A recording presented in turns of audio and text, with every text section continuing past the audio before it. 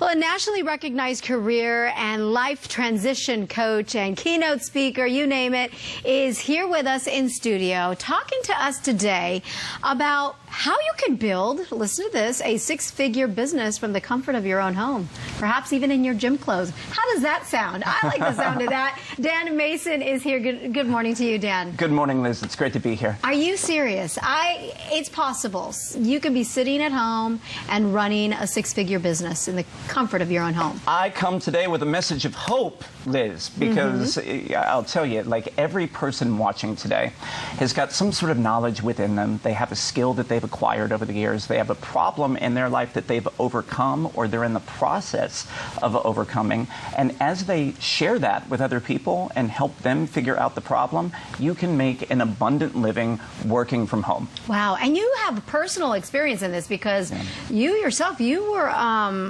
a media executive, working long hours, and you just weren't happy. Tell me a little bit about your experience. Like, what happened with you? Yeah, I'm coming up on my 4-year anniversary, but I was the guy that was very highly paid, but also super unfulfilled, sitting in the conference room where everybody looked at the PowerPoint slides and disingenuously clapped for each other. And I was over it. I was burned out. But like many people, I knew what I did for a living, but I didn't really know who I was or what else I could do. So as I immersed myself in a personal growth path and figured out how does somebody find their purpose, how do I find mine, I was so moved by the work that I wanted to teach it to other people. So I started doing free workshops around Florida, and people were so into the work that people started asking me if they could pay me to coach them privately, and that was the origin of my business, which now I'm making multi-six figures, launched a #1 podcast on Apple. I've co-authored a book and living life on my terms, from the beach in La Jolla. Now, do you think so? People shouldn't focus on their skill set when they're considering a new career path? Yes, and here's the reason why. Your skill set is generally just an accumulation of things that you have picked up that have helped you survive corporate America. They're the things that you've repeated over and over, but they might not make you happy. I could write ratings reports every week, and people loved it, and they paid me for that. But every time it was time to write the report, I was like, well, I'm going to look at my fantasy football team. I didn't want to do the work. So the shift that we want to make is get you focused on your gifts. What are the things that come easily for you?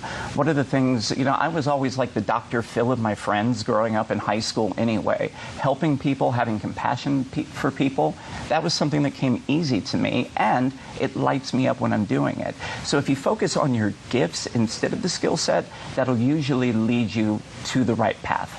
Well, that is really good advice because, right now there's probably could be a lot of people at home in the place that you were 4 years ago, just not feeling satisfied, not liking what they're doing, but they're making a good living, so they're stuck.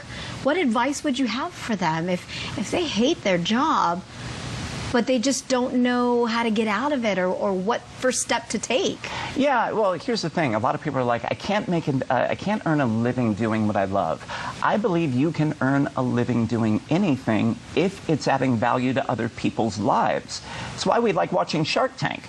Somebody figured out that people have problems in the bathroom and created the Squatty Potty and made $19 million from it by solving problems.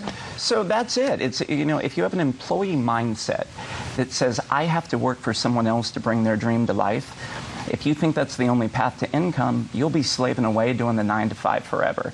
But the entrepreneur mindset says, what are the problems I know how to help people solve?